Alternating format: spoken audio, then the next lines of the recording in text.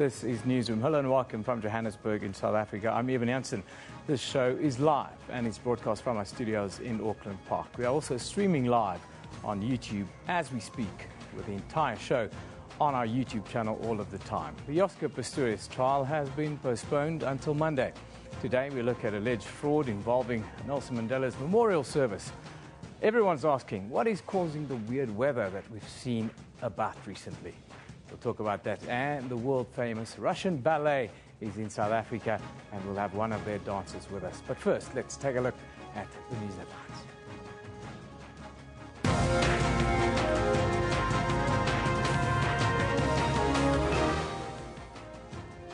Employer body, the Steel and Engineering Industry Federation, or SABC, have met with NUMSA last night. The union embarked on an indefinite strike on Tuesday, demanding an increase of between 12 and 15%. There have been reports of violence and intimidation during the strike. SABC and Trade Union Solidarity have both asked National Police Commissioner Ria Piecha to intervene. NUMSA has denied its members are responsible for violence. The murder trial of Paralympic athlete Oscar Pistorius adjourned in the High Court in Pretoria until Monday. Judge Thokozile Masipa granted the request by prosecutor Gerrie Nel to allow him time to consult a state psychiatrist. Nel had not concluded his cross-examination of sports and exercise medicine professor at the University of Cape Town, Wayne Durman. Nel accused Durman of bias and adapting his facts to fit what happened on the night of February 14, 2013, when Pistorius shot and killed his girlfriend, Reva Stenkamp, at his home. EFF leader Julius Malema is threatening to make the Gauteng province ungovernable. Malema says his party will fight to keep the dress code in legislatures for the next 5 years if necessary. He was commenting after their members were removed from the Gauteng legislature for wearing their trademark red overalls and domestic worker uniforms earlier this week. But the ANC says the threats will be met with the full might of the law. Czech fugitive Radovan Krecher and 8 others are expected to appear in the Alexandra Magistrates Court today for alleged conspiracy to kill Police Colonel Nkosana killer Thima and forensic investigator Paul O'Sullivan. During their last appearance, the matter was postponed to allow the state to amend its indictment against all 8 and to transfer the matter to the High Court in Johannesburg. The quarterfinals of the 2014 FIFA World Cup kicks off today with 2 matches of critical continental importance. Germany and France square off first in a battle of the European superpowers, and then it's Colombia up against host Brazil, a South American derby that could offer up the shock of the tournament thus far, the experts are saying. Now, Buffalo City Municipality Mayor Zikiswa Nita and 2 others were arrested last month for alleged fraud involving Nelson Mandela's memorial service. Now, Second Eastern Cape Municipality has also been implicated in allegations of fraud linked to the memorial services held for Madiba. The King Sabato Dalenjebo Municipality in Mthatha misused 21 million rand, according to a financial report tabled in the local council. Opposition parties in the province are demanding a thorough investigation now. For the latest on the matter, we are joined in Port Elizabeth by our assignments editor, Tommy Dixon. Very good morning to you, Tommy. Good morning, Yeb, and welcome to the Eastern Cape. The friendly province. Just give us a little bit of an insight, the latest on this scam involving these 2 municipalities, Tommy. Well, Yeben, as you would expect, these are very shocking news. It's a very sad story that we're pursuing here in the Eastern Cape, that in fact, when this nation was in mourning for the sad passing of the beloved grandfather of this country and the first democratic president, Utatu Nelson Mandela, last December, there were in fact people who saw this as an opportunity to enrich themselves. It's a very, very devastating turn of events here in the Eastern Cape. What happened was that, as you know, that there was a 10-day period that was set aside for this country to mourn the passing of Madiba in December last year. And so there were various memorial services that were arranged all over the country. and the Eastern Cape was no different. With this being the home of Madiba, there were various memorial services that were arranged, and lots of monies were made available for people to be able to attend those memorial services. And so this one municipality, the Buffalo City municipality in a little town called East London, made an allocation of about 10 million rand to ensure that the people in that municipality would be assisted in terms of transport services to be able to go to the memorial venues. Now, it turns out now that out of that 10 million rand, actually 6 million of that actually disappeared into the pockets of officials within the municipality. Very sad turn of events. The Hawks now came in, investigated this scandal, and it arrested some people. Now, what was more shocking was that it's actually the leaders of the municipality who were now arrested. In this case, it was the mayor herself that was arrested. The deputy mayor was arrested. The speaker of the same municipality was arrested, and a couple of officials, as well as some leaders of the ANC in that region, were also arrested. All of them, of course, suspected that they are involved in one way or the other in this scandal of trying to defraud the memorial services of Tatu Nelson Mandela. Now, while we thought that maybe now that the Hawks are actually handling this, maybe that will be really the end of it, we were shocked now to learn that there's actually a second municipality that is also involved in the scandal of misusing the municipal funds that were intended to assist during the memorial services of Madiba so as to enrich themselves. This municipality, the second one now, is in the area of the Transkei in Mthatha. Now, the irony of this is that Mthatha is actually the birthplace of Nelson Mandela. Now, the municipality in his own birthplace actually used about 21 million rands now in services that it claimed that were related to the memorial services of Nelson Mandela. When you look into the report, it shows you that the money was in fact used for non-essential services like cutting of grass, like printing of T-shirts, like buying of toiletries and so on. Now the question is, how do you then use about 21 million rand for that? And the opposition parties who actually blew this now actually gave us some kind of insight to say that, no, what happened is that these officials within the municipality there, they actually inflated the prices so as to be able to benefit from this.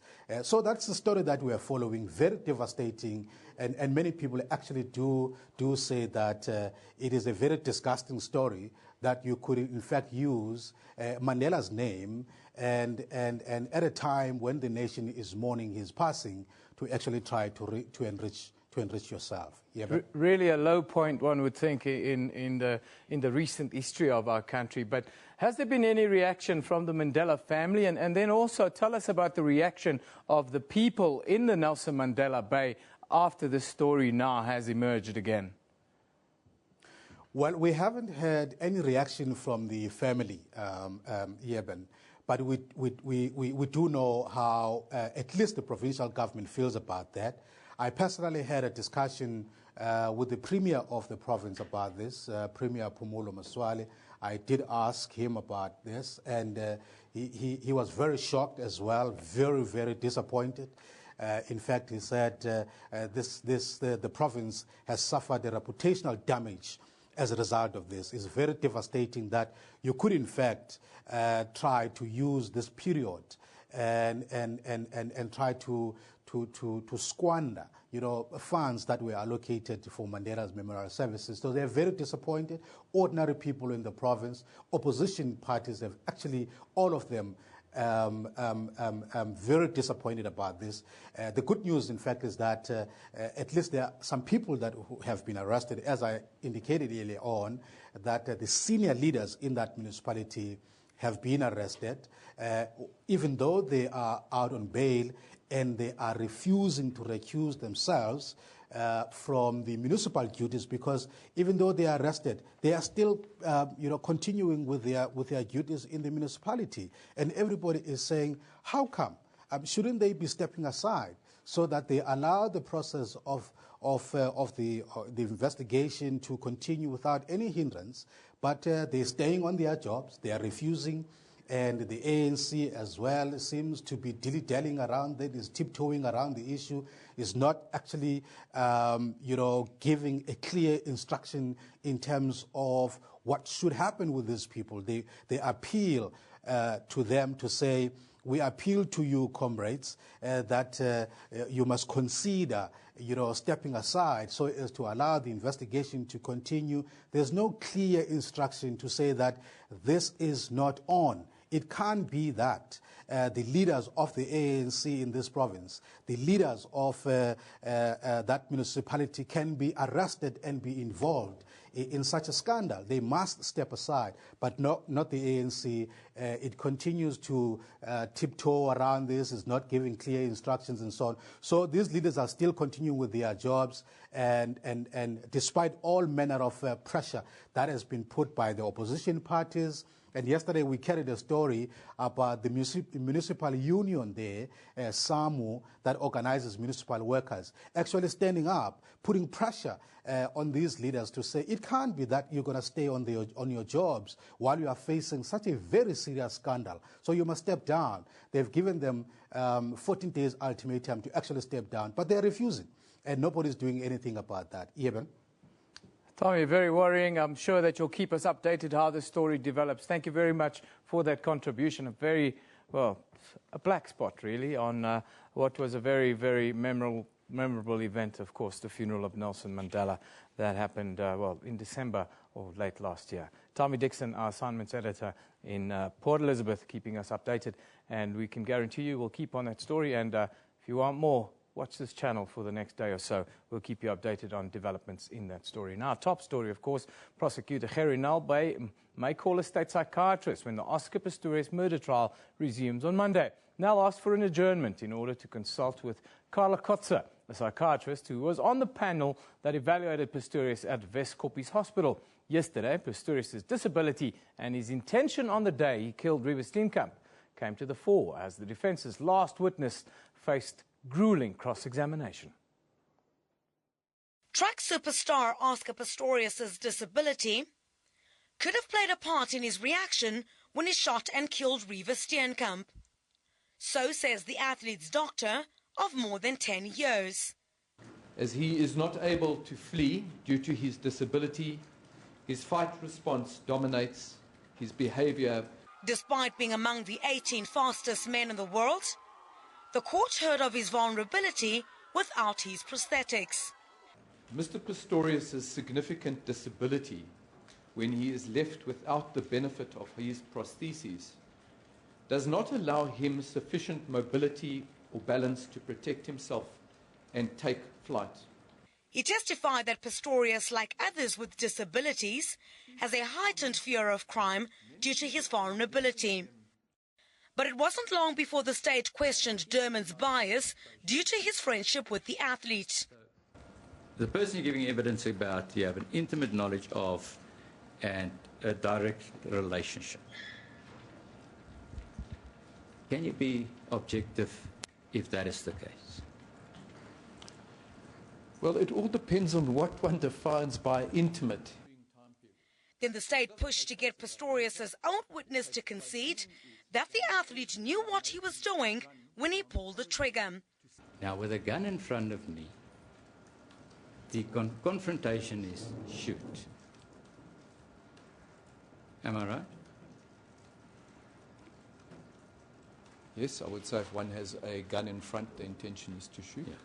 State prosecutor Gerrie Nel will continue his cross-examination of Derman on Monday. He asked for more time to consult a state psychiatrist, but he played his cards close to his chest and did not reveal if he'll call the expert to the stand. Criselda Lewis, SABC News, at the North Gauteng High Court.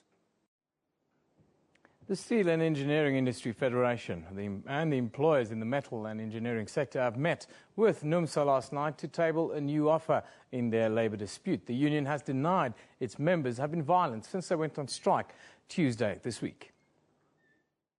It's unclear what the new offer will be, but NUMSA has gone back to its initial demand for a 15% increase. There is some minimal movement that we have decided we should be able to make, and we hope that our partners on the other side will also make some minimal movement so that we're able to reach each other somewhere in the middle, where it is reasonable for the economy, reasonable for business. The metals and engineering sector has been doing very badly over the years. Meanwhile, there have been reports of the police firing rubber bullets to disperse striking workers at Medupi Power Station in Limpopo.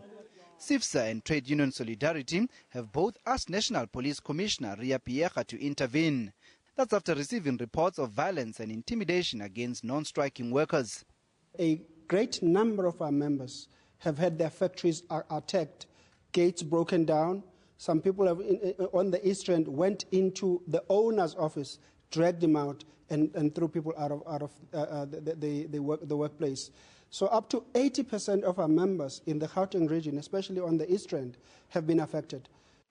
NUMSA has, however, dismissed reports of violence from striking workers as propaganda.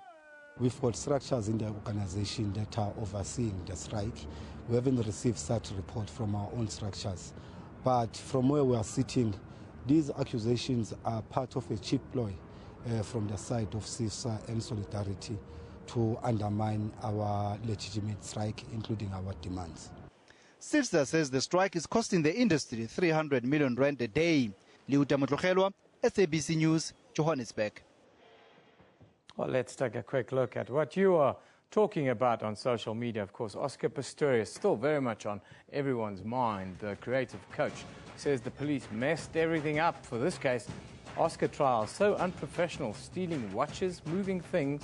That's what the creative coach says this morning. And Woiwodi says it's not a case that Oscar Pistorius didn't trust the SAPS police service.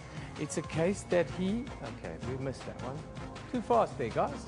Andrew Pike says, could the real Oscar Pistorius please step forward? The one described by Durman as pathetic and vulnerable seems to be in full flight mode. That's Andrew Pike's view. Then O&M, Benoni Mike says, Durman, milady, I don't like where Mr. Nell's question is leading. Nasipa, that is not your concern. He can ask how he wants. He says, boom.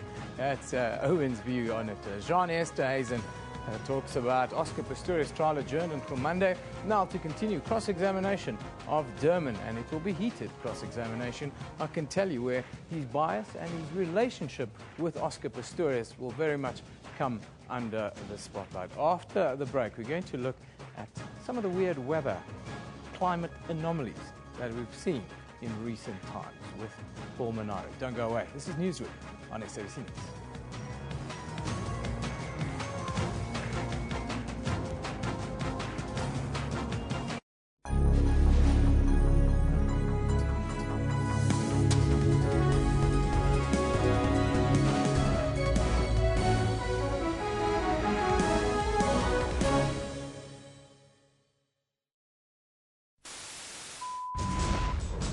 Across the globe, the continent and the entire country, every second there's always a breaking story. SABC News is your reliable eye, ear and information system in bringing you events as they happen. Our cutting-edge and hard-hitting journalism leaves no stone unturned, giving you the whole picture every time. Join us every day on SABC3 and know what is happening around you. SABC News, Africa's news leader.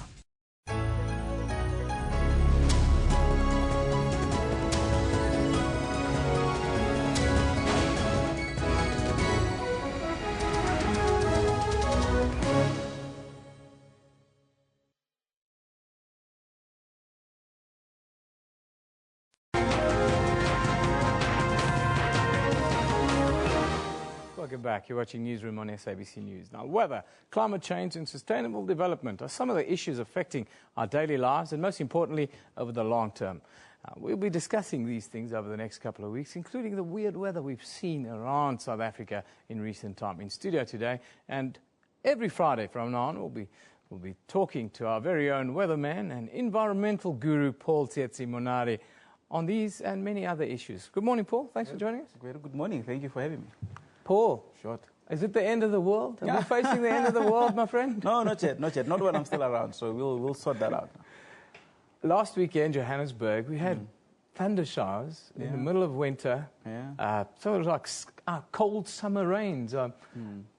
That's completely out of the ordinary. What's causing that sort of thing? Yeah, well, first of all, we need to remember for the normal person at home, it's a bit strange and weird. And if you really follow our weather and see that, we only get rain in summer here in the Highveld and in Johannesburg. And then over the Western Cape, that's when we get the rainfall in winter. But, for a weatherman or an environmental guru, it's not that strange. What happened last week was we had an upper trough. So that upper trough, came up with a little bit of moist condition, and that's what led to a little bit of those showers. And some of them were sort of pseudo-thunderstorms, like fake thunderstorms. Yeah. They were not really real, but they were there. So they behaved like thunderstorms. Yeah, they behaved like some thunderstorms, yes. And yes, you're right, they're not supposed to be there. I mean, it's winter. We only know of these things in the Western Cape. The temperature was also so cold, but still we had these thunderstorms which were completely weird. Actually, that's what's going to happen maybe in the next 4 days or so, maybe say Tuesday or Wednesday. Because of the cold front that's coming in now, it's going to turn into what we call a cut-off low. And that's what usually causes rainfall in Gauteng when we have that cut-off low coming through. And that's what's going to lead to temperatures dropping significantly once again, and also leave that small possibilities of thunderstorms along sort of the northeastern part of Gauteng towards Mpumalanga as well. It's really, this kind of thing affects everything in life. It affects the way we live, the way we drive. Pretty much everyday life is affected. We've got some more heavy weather coming in. What are the things that people should be on the lookout for now in the different parts of the country? Yeah, very good. If you think about what comes with a cold front, a lot of times we have rainfall and temperatures dropping significantly. And, that combined can just spell terrible weather for you. So that's what's coming up for the next couple of days as well. There's a cold front coming in, and as I mentioned earlier, it's going to turn into a cut-off low, which will lead to temperatures dropping. But it will be at the southernmost point, so it won't, in terms of the rainfall and so on, it won't affect Gauteng that much and the northern part of the country. But if you look at places such as KwaZulu-Natal, the Eastern Cape province, and definitely the Western Cape, those will be affected. Today already we're expecting definite rainfall. I mean, 100% chance of rainfall is expected there. So the guys in the Western Cape, should they be looking out for snow on Table Mountain again, or is it not that bad? For sure. Especially Sunday and Monday, could look out for those. I actually have live visuals of Cape Town right now. Let's have a look at those live pictures if we have it. What's happening? Because I see all my friends on Facebook, they talk about how cold it is in Cape Town and how miserable the weather's been the last couple of days. Yeah. That's Cape Town's 5-day outlook, is it? Yeah, exactly. And what you see there, for today, Friday, 100% chance of rainfall. So that it's not even a chance anymore. It's definitely going to rain. Tomorrow, pretty much the same. Yeah, tomorrow the same thing. Sunday, it will become much less. And then Monday and Tuesday, no rainfall. But there is a possibility of it turning into a cut-off low. And if you're not sure what that looks like, what that 100% of rainfall looks like, that's live pictures. That's Sea Point, is it? That's Sea Point in Cape Town. I mean, look how the camera can't even pick up. That's how gloomy it is over there. There's raindrops on the camera lens as well. And it's dark clouds from the back coming in, and you can see it's just... See, Paul, this is the reason why I've moved to Johannesburg. No, completely. I would too. I mean, if you look at wind speed as well, 28 kilometers an hour, temperatures will be at about 13 for, the rest of the day. So it's going to be quite chilly, and rainy as well. I look at the temperatures, and, I grew up in Cape Town, and in winter... What I remember, it used to be a little bit warmer. Why is it? It averages around 12, 13 at the moment in Cape Town, which is very low and quite cold for Cape Town. Yeah. Is the weather sort of changing and the winter's becoming a little bit colder and the summer's a little bit hotter? Yeah, that's quite true, actually. I mean, if you think at how climate change research has been going along, is that nobody is 100% sure, but you've got a lot of models that are sort of predicting what's going to happen. Yeah. And we can also feel it. I mean, since the World Cup, our World Cup 2010, we had one of the coldest days in winter as well. We have some of the wettest days in the Western Cape, and it's just been going crazy. I mean, June 16, just a month ago, it was quite wet in the Western Cape. It was rainy, it was flooding, and there's also been a warning from the South African Weather Service of possibilities of flash flooding once again and localized flooding. And that's what's happening. It is changing, so climate change is definitely real. You can't really ignore that. You know? We're going to be talking about climate change for the next couple of months, Paul, because it's something that I'm passionate about. You know, we have to look at this. We have to look after this planet for our children in the end. But the one place where the weather is not bad ever in winter is in Durban, Paul. Yeah. And we've got July there this weekend. Am I right? Is the weather going to be good in Durban? Yeah, of course. We can also have a look at what KwaZulu-Natal is like, Durban. Okay, so we can. Friday, no chance of rainfall at all. Sunny skies are expected, but then 27, 28. That's winter. Can you imagine? Yeah. So I want to move there. So it's quite warm. I mean, even when on the days tomorrow, Saturday, when it's expected to be rainy, temperatures are still high, 28 degrees. And only after the cold front has passed, you see a drop of about 10 degrees as well. So cooler weather is expected there. And sunny skies, there we go. This is what it looks like in Durban. So no rain. That's live pictures from, am I right? Oh, that's the stadium in the back. A bit hazy, but I suppose early morning it can be a little bit hazy on the coast. Yeah, of course. And you know, KwaZulu-Natal is quite misty, you know, especially over the Midlands. You get lots of fog, and that's pretty much the situation there. So it's going to be a big party in Durban tomorrow, Yeah, it hasn't even hit 10 o'clock yet, but it's already 20 degrees. 20 degrees. Man, yeah, it's getting quite warm there. Man, I want to go to Durban. I want to go to July, actually, Paul. July, but have you got a filly in the race itself tomorrow? No. I was a bit late on that one. You're a bit late on that one. Well, Paul, thank you. Fantastic to have you with us. Of course, Paul is a meteorologist, and he'll give us a little bit of an insight into a whole host of other issues over the next couple of months. We'll talk about the environment, we'll talk about green issues, but we'll also talk about how the weather affects your day-to-day life. And that's what Paul is really going to bring to life for us over the next. Thank you once again. Thank you very much. Now let's take a look at what you are talking about on social media. Of course, we live at SABC Newsroom on Twitter. That's where you can connect with us. So send us your comments there. Simon King says, lots of events going on this weekend just as the weather turns more unsettled. Well, we've just spoken about that. I can't tell you about the weather overseas. Lucia says, Wimbledon semis will be represented by changes going on the tour. 2 veterans against 2 newcomers. Are we ready for the transition? I see that as well. What an amazing sporting weekend ahead. Wimbledon finals, World Cup, of course, Tour de France is also happening. Joe says, Roger Federer and Novak Djokovic defending not just their honour, but their era. That is right. I think maybe a bit harsh to say that it's the end of the Djokovic era. I think that he's going to be winning for a couple of years still to come. There's some of the pictures that's incoming from, out of London, SW19, Wimbledon Lawn Tennis and Museum Tour. Lovely picture, of course. That's Wimbledon for you. Strawberries and cream and beautiful weather in London. It just shows you that climate change is real because the weather in London is good. It's not raining. This is Newsroom. We'll be back after a short commercial break.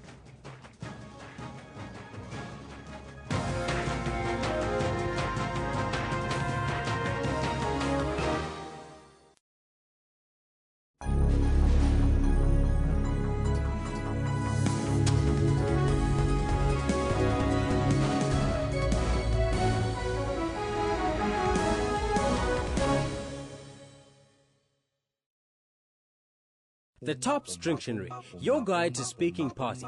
Today's word is beginner, an inexperienced beer drinker. Now let's use that in a sentence. So, they're really making it happen. Beer brew.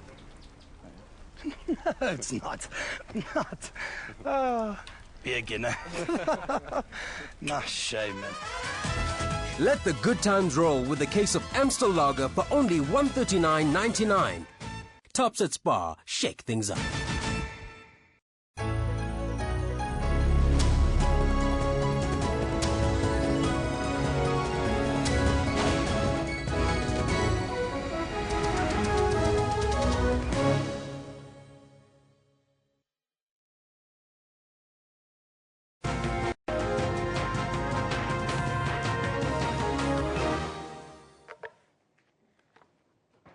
Welcome back. This is Newsroom on SABC News. It's time for us to take a quick look at the news in the headlines. Employer body, the Steel and Engineering Industry Federation, or SEIFSA, have met with NIMSA last night. The union embarked on an indefinite strike on Tuesday, demanding an increase of between 12 and 15%. There have been reports of violence and intimidation during the strike. CIFSA and the trade union Solidarity have both asked National Police Commissioner Ria Piyecha to intervene. NIMSA has denied its members are responsible for violence. Meanwhile, the murder trial of Paralympic athlete Pistorius adjourned in the High Court in Pretoria until Monday. Judge Thokozile Masipa granted the request by prosecutor Gerrie Nel to allow him to consult a state psychiatrist. Nel had not concluded his cross-examination of sports and exercise medicine professor at the University of Cape Town, Wayne Derman. Nel accused Derman of bias in adapting his facts to fit what happened on the night of February 14, 2013, when Pistorius shot and killed his girlfriend, Reba Steenkamp, at his home. EFF leader Julius Malema has threatened to make the Gauteng province ungovernable. Malema says his party will fight to keep their dress code in legislatures for the next 5 years, if necessary. He was commenting after the members were removed from the Gauteng legislature for wearing their trademark red overalls and domestic worker uniforms earlier this week. But the ANC says the threats will be met with the full might of the law. Czech fugitive Radovan Krecher and 8 others are expected to appear in the Alexandra Magistrates Court today for alleged conspiracy to kill police colonel Nkosana Kilo Timba and forensic investigator Paul O'Sullivan. During their last appearance, the matter was postponed to allow the state time to amend its indictment against all 8 and to transfer the matter to the High Court in Johannesburg. In football, the quarterfinals of the 2014 FIFA World Cup kicks off today with 2 matches of critical continental importance. France and Germany square off first in a battle of the European superpowers. Then it's Colombia up against host Brazil, a South American derby that could offer up the shock of the tournament.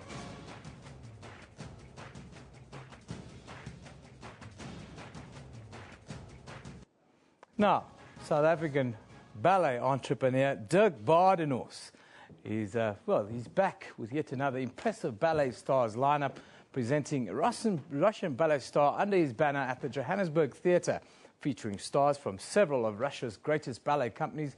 Russian ballet star showcases these dancers in a glittering array of highlights from the best-loved ballet classics. Now, they're with me in studio this morning. Nikolai is one of the dancers with you, Dirk, in the show. Just tell us about this fantastic event that you are putting forward. Well, this year has been a year full of ballet, and I've had ballet dancers from China, Korea, Cuba, America, Europe that have performed in galas that I've hosted this year. And I've never done the Russians before, and we've had a lot of Russians in South Africa. And for the last few years, Russian ballet has been getting a bad name with some of the dancers that have come here. So I've really wanted to put together a great group of beautiful ballet dancers that dance incredibly well. And so for me, this is the pinnacle of the year of ballet in South Africa, a winter season of ballet. And so we are really fortunate to have dancers from the Mikhailovsky, like Nikolai, from the Bolshoi, from Eichmann Company. So a really, really great array of beautiful dancers that are going to be dancing beautiful ballets where you can compare what we've seen over the year and really see the Russian style come to life. Nikolai, I want to ask you about the Russian style and about ballet, really, and what it means to the Russian people. It's really central to your culture, isn't it? Well, it's very famous and very popular in Russia nowadays as well. So it's a very big thing for Russians. We fall in love with it from the very beginning. And do you, as a young person, you are brought up with the ballet in Russia? Yeah. Very much, huh? Yeah. When we were walking here, he was talking this morning about the fact that in Russia there's a lot of oil and a lot of dancing. So those are the 2 careers you can choose. Petrol or the dancing. So if you don't work in the oil industry, you become a dancer. Yeah, that's exactly. Dirk, tell us about some of the classics that we'll be seeing and what people can really be looking forward to. Well, The Dying Swan is going to be one of the big things, and I've asked the organizers. We have Kitty Petler from South Africa dancing with it, so we are combining for the first time ever in the world The Dying Swan with a South African black ballerina and a Russian white ballerina, and I talk about the color of their tutus, and that's one of the big things for me. But we're doing the Big Swan Lake Pas de Deux, the Don Q Pas de Deux, the Grand Pas Classique Pas de Deux, Which ones are you doing? Sleeping Beauty? Sleeping Beauty, yeah, right. And? We're doing Scheherazade. Scheherazade. Some contemporary. And the Scheherazade is really one of those true Russian masterpieces where you get the sense of Russia in the dancing. It's just really, really beautiful. And what are your impressions of South Africa, the country? Well, I'm really excited to be here. First time in South Africa, actually first time on television, so really a lot of impressed. firsts. I'm really happy to be here. And what do you think? And you've worked with a few of the South African dancers now, I think. Yeah, what do you think of the South Africans? I didn't expect this from South Africa, actually. So friendly, nice people, smiling everywhere around me. So I'm really happy to be here. That's fantastic. Fantastic to have you with us. It's a treat that I think South Africans don't always get to see or don't always are exposed to. But Dirk, tell us about the big names that will be performing. It's always about who's here, I suppose. Yeah, so we have prima ballerina from the Kiev company in Ukraine, Natalia Matsak. She's dancing with her partner for 9 years already, Denis Nedak. We also have Andris Pistorius, also from there. So beautiful dancer, fiery, exciting. Then we have Nikolai. We have, who are some of the other dancers? Nikolai, help me out. Alla Bocharova from St. Petersburg Ballet. And then we have the two from the Eifman, which is Lubov and Oleg. So, and they're doing some choreographies of Boris Eifman, which never been seen in South Africa before. Cost a fortune to be able to do anywhere in the world, and we're very, very fortunate that they've decided that we could do it in South Africa. So we're really, really very excited about that. So all at the Joburg Theatre, book at joburgtheatre.com, and it's only 4 shows. So really, really get there and make sure that you see A Night with the Russians, because it is very beautiful. We also have something we haven't done before, an opera singer, Larisa Akhmetova, who will be singing some nice Russian songs, some beautiful piece from Tosca, and we've taken one of the Tchaikovsky pieces from Swan Lake, and the producer of the show, Ruslan Nurdinov, wrote some lyrics for it, and it's just incredibly beautiful to see. Yeah, that'd be amazing. I look forward to it because I'll be there. But tell us about, you recently had the American Ballet. They were here and they were fantastic. But tell us about the little nuance, the difference between the Russian and the American, and maybe a little bit of the history and how the shows went. Well, the shows went incredibly well, and we did also the ballet in the bush, where we did raise some money for the baby rhinos, or the rhino orphanage, and the audiences just absolutely loved the fiery and speed of the Russian dancers. And then, the American dancers. And one of the Russians spoke on the radio the other day, and he said, the Americans are dancing like machines, but the Russians dance really from their heart. And it's a passion, it's a lifestyle. And that really, really is true. As Nikolai had mentioned earlier, from a very young age, ballet is part of mother's milk. It's what they live and breathe from a very young age. So Nikolai, if people have watched the American Ballet, now they can come tonight and watch real ballet with passion and love. Completely different, yeah, I promise you. We'll do our best, and I hope you enjoy it, so come to see us. Show starts from tonight. The first gala is tonight? And there's only 4 shows over the week? Tonight, one, Saturday afternoon at 3 o'clock, and at 8 o'clock, and Sunday at 3 o'clock. And I think the one important thing is the fact that a lot of parents think it's not a story ballet, it's not Sleeping Beauty, so therefore it's not for their kids. However, this is for your kids because it's got only the highlights of all the big ballets. So your husband and your child will be able to sit through the ballet and not fall asleep because they're bored with the ballet. And that's really important, that bring your children, come and see them, let them get excited about the beautiful ballet. Do we have that kind of culture here in South Africa where parents take their children to the ballet? We have. And if you come on a Saturday afternoon or a Sunday afternoon, the parents arrive with their little girls decked out to the full tiara, little tutus, their fairy wands, and if you don't bring it, you can buy it at the theatre. The Friends of the Ballet will sell those, but it really, really is changing, and it's becoming quite an exciting outing and an event for the whole family to come to the ballet. Well, it's going to be a fantastic event. Starts tonight. Thank you for joining us today. Nikolai, Dirk, thank you once again. Thanks for having us. And all the best with what I'm sure will be a fantastic show. Thank you. Thank you. Thank you. Well, now time for us to end the week on a high note, I suppose. We're going to talk to our Deputy Sports Editor, Janet Whitten, who's here with us to give us a little bit of a heads up as to what will be probably one of the landmark sporting weekends this year, isn't it? It is. It's amazing. The first weekend of July is always like that because we always have the start of the Tour de France, we have the Wimbledon final, we have the Durban July. It's always one of those really big sporting weekends. Start at the top, though. Wimbledon. It's almost like we're a little bit at a sort of changing of the guard moment in time at Wimbledon, both the men's and the women's draw, isn't it? It is, in a sense. I think it's too early to write off Rafa Nadal just yet. Yes, I think he's still got a couple of years to go.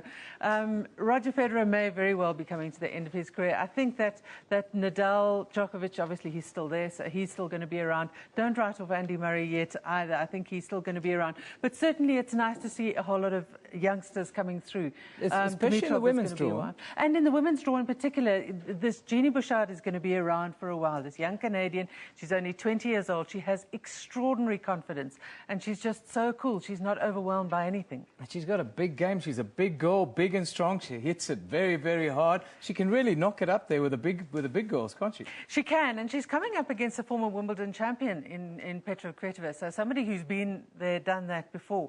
I think she may very well have enough to overcome this one and win it. We're just seeing pictures now of Simona Halep, who I think is the other player that's probably going to be around for the next decade in the women's draw. The two of them will be playing a lot of tennis against each other over the next couple of years, yeah? I think they will, because I had actually thought I'd picked Halep to actually win this. She was injured yesterday during the game, so she did take an injury time out during the game. I don't think that was the reason that she lost. It certainly affected her game, but yes, she's going to be around for a while. She's wonderful. She's got this all-round game, and she's a wonderful mover.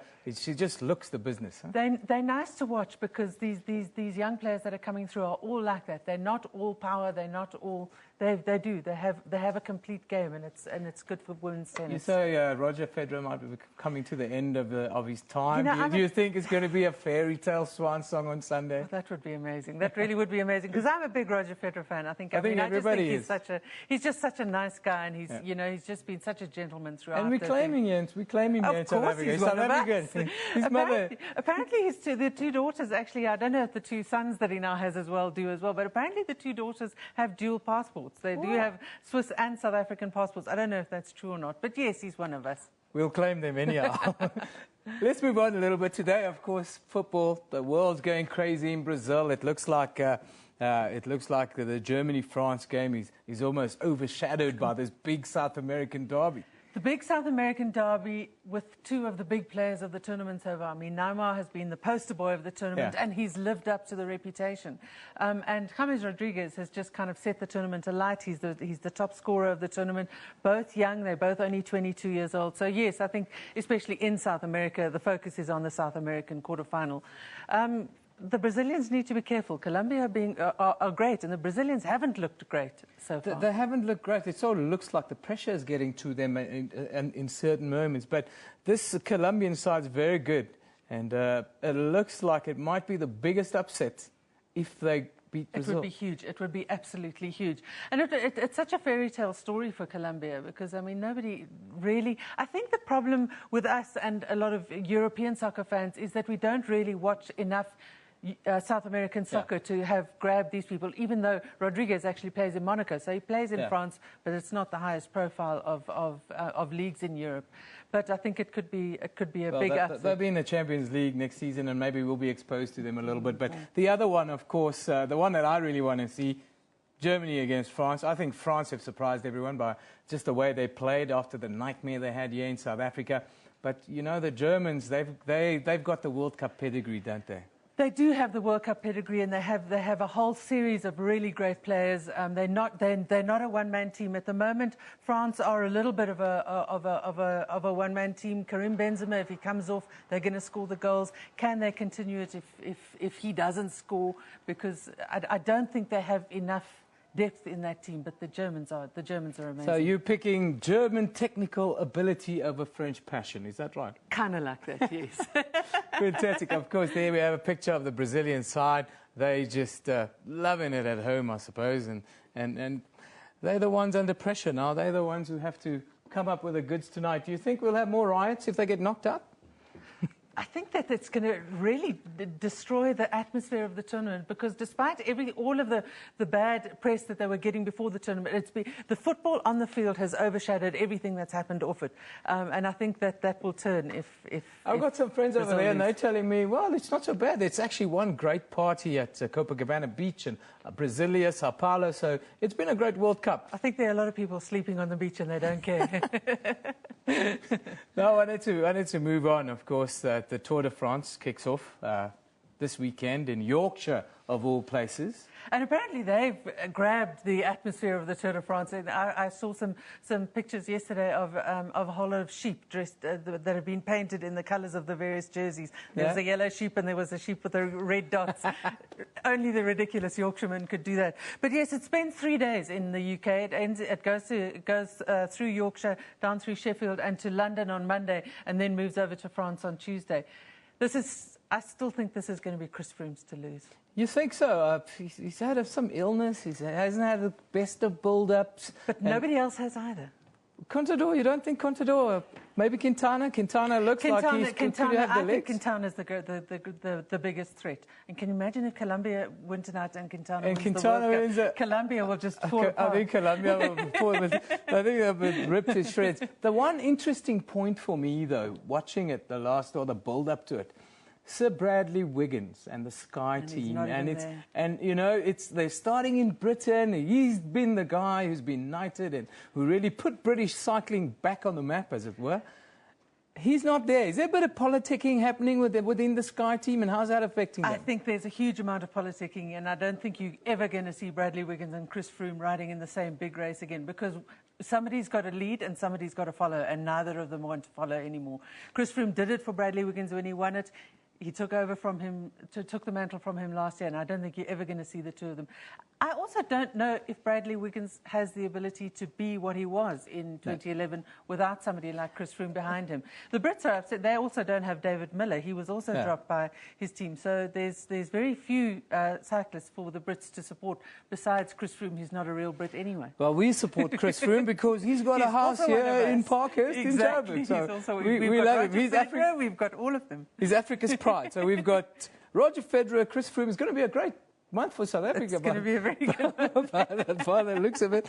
The one place where I don't think it's going to be, well, it's going to be vintage stuff, is going to be in Sri Lanka, where we might be up against it. It's the one place in the world where we tour and we always seem to get a hiding. Is that your expectation over the next month? I don't know if we're going to get a hiding, but I think it's going to be a very difficult one for us to win. Yes, it starts on Sunday with the first ODI. We play 3 ODIs and then 2 test matches. They had a warm-up game yesterday. Hashim Amla scored another century. If Hashim Amla comes off, we kind of do it. Jacques Kallis is in the ODI team. Should he be there? Shouldn't he? It'll be interesting to see. I think we want to show a bit of support to Jacques Kallis for being such a great servant and him wanting to win the World Cup next year. So that might be the thinking behind it. But you know, he's one of the greatest cricketers ever played the game. Without question, absolutely without question. I couldn't agree with you more. But I'm not sure that he's going to contribute all of that much here. In the warm-up game, Hashim Amla, as I said, scored a century. Faf du Plessis made runs. JP Duminy made runs. AB de Villiers made runs again. I think that it's going to hinge on the bowlers, though, whether the bowlers can actually cope with conditions. The only one that really took wickets yesterday in the warm-up game was Morné Morkel. Dale Steyn has been a little bit off for the last few months. He hasn't really performed. Our spinners didn't take any wickets yesterday at all. Could be a fact that he's playing too much cricket. He's IPLing. He's expected to bowl as quick in the afternoons as he does in the morning in 40-degree heat in Sri Lanka. It's gonna be difficult, but. This tour also coincides with the sort of changing of the guard in the test side. We know the one-dayers start first, but the changing of the guard with Hashim Amla taking over as test captain, him and Russell Domingo adding a different dimension to the side. Your expectations? I think that was a very good move. I was very pleased when they announced Hashim Amla as the captain because I think he deserves it, and I think he's such a cool and calm kind of guy. And when you're starting to be in a position where you're starting to get youngsters through, you've got the Quinton de Koks and those kind of players coming in. I think it's really important to have that kind of head at the top of this team, and I think it's going to be very good for the team. I think you might see us getting back very close to the top, if not to the top in If Test you win the cricket series, again. we go back to number one. Is that right? We do. Well, I really hope so for Hashim Amla's sake, because he's universally respected and one of the icons in South Africa that I think has global appeal as well. Well, Janet, thank you very much for joining us today. We could talk on and on and on about the cricket, but it looks like we've run out of time. Let's just take a final look at what you are talking about on social media. Of course, at SABC Newsroom, that's where we live. Londeka Kumalo talks about Durban, July. All roads lead to Durban. That's right. It's going to be 28 degrees there tomorrow. I'm very jealous. I need to charge my gadgets for tomorrow. She says, no, Kwazi. Crazy weaves tomorrow at Durban. Will be hilarious. Honeys will be trying themselves out. Yes, I expect a lot of horses there, as many probably as will be on the track. Peter Peel talks about if he created a fight out of nothing and stormed out of the house this morning, don't expect him back before Sunday. That's right. That's actually that's an idea, Peter. If you really want to get to the July and you don't have the missus' blessing, that's probably the best way to get there. Vicky van der Merwe says, to all Cape Townians, drive safely in this cold, wet weather. Keep warm and enjoy a smashing weekend. Yes, it's freezing down in Cape Town. Of course, she's really mocking the Cape Townians about the beautiful weather that they're having in Durban, really. There's a picture of King of Pain, the majestic thoroughbred, fit for a Persian prince or a heavy jockey, says Callum Oberholzer. Of course, that's one of the favourites for the big race there tomorrow. I can tell you that I've been to the Durban July many times, at least, well, a handful of times, really. And once you get into the facility there, it's very difficult to even watch the horse race. I've been there for 5 years and I never saw a horse. But that's where we're going to leave it for you today. Newsroom is broadcast live from our studios here in Auckland Park, Johannesburg, in South Africa. We're also live on YouTube between 9 and 10 a.m. every morning, with our whole show available on our YouTube channel all of the time. This is SABC News. You have been watching Newsroom, where we love it in the morning.